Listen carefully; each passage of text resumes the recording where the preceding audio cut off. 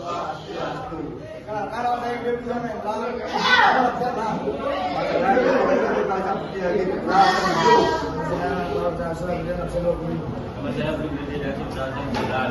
saya Malik Dharma absen 11.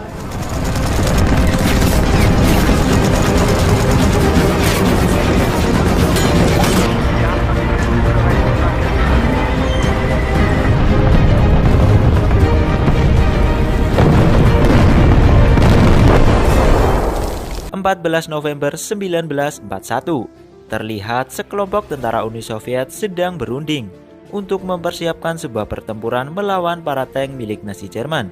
Dalam perundingan tersebut, seorang letnan, sebut saja Joe, memperlihatkan gambar detail sebuah tank milik Nazi Jerman.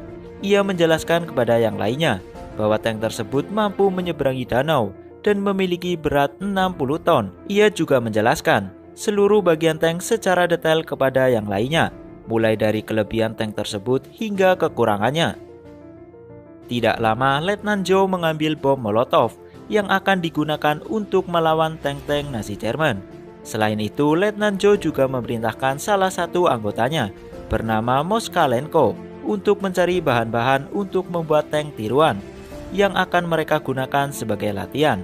Singkatnya, Moskalenko pun mendapatkan bahan-bahan tersebut dan mereka semua gotong royong mulai membuat tank tiruan dengan bahan kayu.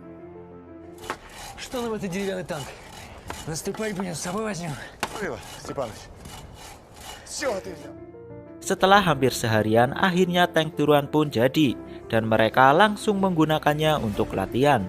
Dalam latihan tersebut, Letnan Joe menjelaskan bahwa mereka harus tepat untuk melemparkan bom ke tank Nazi dan tidak boleh telat sedikit pun, karena jika telat bisa saja bom tersebut meledakkan mereka sendiri.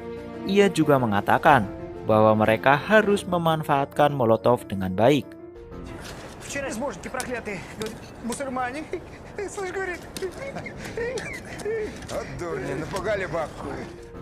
Mereka semua bekerja sampai pagi hari, karena memang mereka harus menyelesaikannya sebelum para tentara Jerman datang. Dan akhirnya setelah lembur semalaman, parit-parit pun siap digunakan dan semua senjata telah disiapkan di posisinya masing-masing. Malam harinya, komisaris politik bernama Klotchkov mengabarkan markas pusat bahwa mereka belum melihat musuh sama sekali dan masih aman-aman saja sejauh ini. Markas pusat pun meminta mereka untuk tetap berhati-hati. Mereka juga diberitahu bahwa markas pusat akan mengirimkan komandan artileri untuk membantu mereka. Tepat jam 5 pagi, para tentara Jerman terlihat tengah melakukan persiapan untuk menyerang para tentara Uni Soviet yang berada di Volokolamskoye. Mereka ternyata tahu bahwa ada pasukan Uni Soviet yang sudah bersiap di sana. Mereka menyiapkan beberapa artileri yang akan ditembakkan ke para tentara Uni Soviet. Setelah koordinat siap, artileri pun langsung ditembakkan.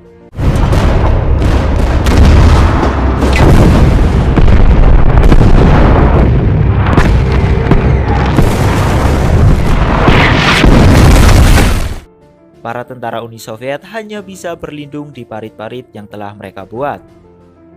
Dirasa serangan artileri sudah bisa menghancurkan para tentara Uni Soviet, tentara Jerman pun beserta tanknya bergerak maju.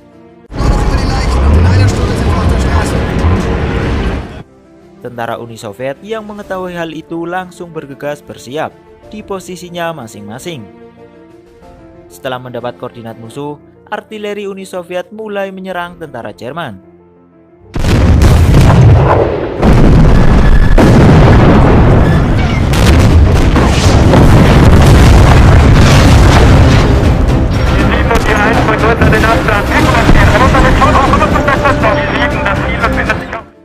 Karena merasa terpojok, tentara Jerman meminta bantuan udara. Tidak lama, Angkatan Udara atau Luftwaffe datang dan membantu mereka. Mereka kemudian akan menyerang artileri Uni Soviet. Komandan artileri Uni Soviet kemudian menghubungi Kapten Kombat yang berada di markas pusat. Komandan mengatakan bahwa mereka tidak bisa membantu lagi karena ada pesawat Jerman yang akan menyerang mereka. Para tentara Jerman dan tanknya pun akhirnya terlihat, dan seketika para tentara Uni Soviet langsung menyerang tentara Jerman beserta tanknya.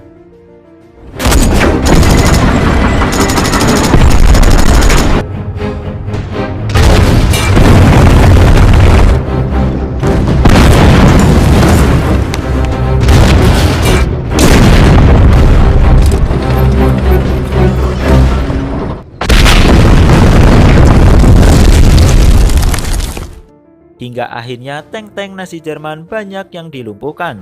Para tentara Nazi dan tank yang tersisa memilih untuk mundur, untuk mengatur ulang strategi dan mengerahkan lebih banyak lagi pasukan. Pasukan Uni Soviet akhirnya berhasil memukul mundur tentara Jerman beserta tank-tanknya untuk sementara waktu. Komisaris Klochkov kemudian melaporkan ke Kapten Combat yang berada di markas pusat bahwa mereka berhasil memukul mundur tentara Jerman beserta tank-tanknya. Kapten Combat memerintahkan mereka untuk tetap bersiap, karena pasti akan ada serangan kedua yang lebih besar dan dahsyat lagi. Benar saja, tidak selang lama para tentara Jerman kembali bersiap. Artileri yang semula hanya beberapa saja kini jumlahnya ditambah. Tembakan artileri pun diluncurkan.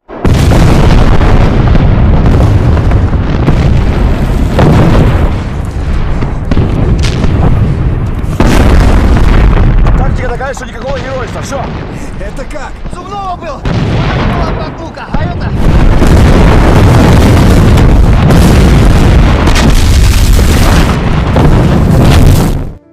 Kini serangan artileri yang diluncurkan lebih tepat sasaran. Tentara Uni Soviet banyak yang terluka, bahkan tewas akibat serangan artileri yang bertubi-tubi. Mereka pun mulai mengevakuasi para tentara yang tewas maupun yang terluka. Di sisi lain, tentara Jerman beserta tanknya mulai bergerak menuju Volokolamskoye dengan jumlah pasukan dan tank yang lebih banyak lagi. Kita kembali lagi ke tentara Uni Soviet. Komisaris Klochkov terlihat sedang melapor ke markas pusat.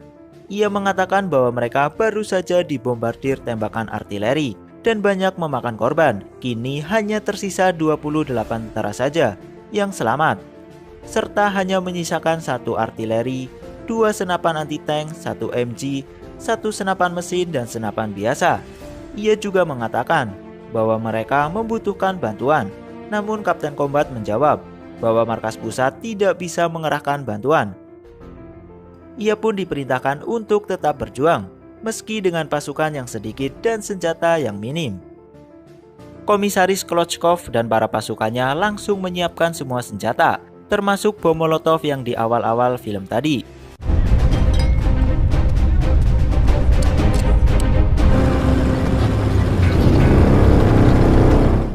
Kini mereka akan berjuang mati-matian untuk menghadapi serbuan tentara Jerman beserta tanknya yang sudah jelas jumlahnya lebih banyak dari mereka. Sebelum bertempur, salah satu tentara bernama Dani terlihat sedang berdoa. Ia meminta kepada Tuhan untuk diberikan kekuatan dan perlindungan. Singkatnya, para tentara Jerman beserta tanknya sudah mulai mendekat ke lokasi mereka. Pertempuran dibuka dengan tembakan senapan anti-tank dari tentara Uni Soviet dan tidak lama dibalas oleh tank tentara Jerman. Dan akhirnya terjadilah pertempuran di antara mereka.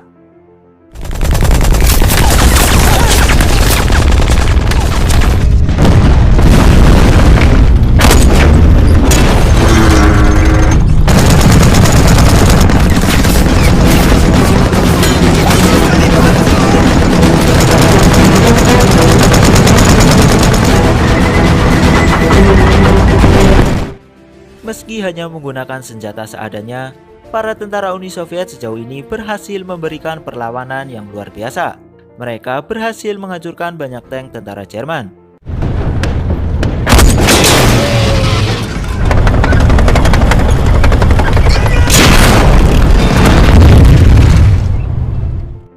Namun, banyaknya tank dan tentara Jerman membuat mereka mulai kehabisan amunisi. Para tentara Jerman beserta tank mulai bergerak mendekati parit-parit tersebut. Dengan sisa-sisa amunisi yang ada, para tentara Uni Soviet tetap berusaha untuk melawan. Hingga akhirnya mereka pun benar-benar kehabisan amunisi, dan banyak dari mereka yang sudah tewas. Kini mereka yang tersisa hanya bisa bersembunyi di parit-parit saja, dan tinggal menunggu ajal mereka. Mereka menggunakan apa saja yang ada di sekitar untuk dijadikan senjata. Para tentara Jerman pun semakin dekat dengan mereka.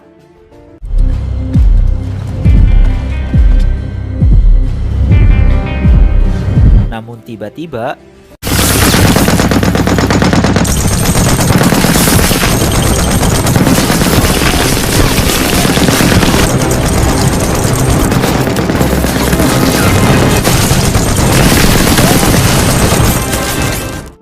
Danny dengan senjata mesinnya berhasil menghabisi seluruh tentara yang mendekati parit tersebut. Pemimpin tank Jerman yang melihat itu dari kejauhan pun mengurungkan niatnya untuk maju. Ia bersama tank lainnya memilih untuk mundur. Ia menganggap di lokasi tersebut masih banyak tentara Uni Soviet yang bersiap menghadang mereka. Akhirnya para tentara Uni Soviet pun berhasil memukul mundur para tentara Jerman beserta tanknya, meskipun mereka hanya berjumlah 28 tentara saja. Danny, Moskalenko, Komisaris Klochkov, dan 3 tentara lainnya berhasil selamat dari pertempuran tersebut. Dan film pun rampung. Baik.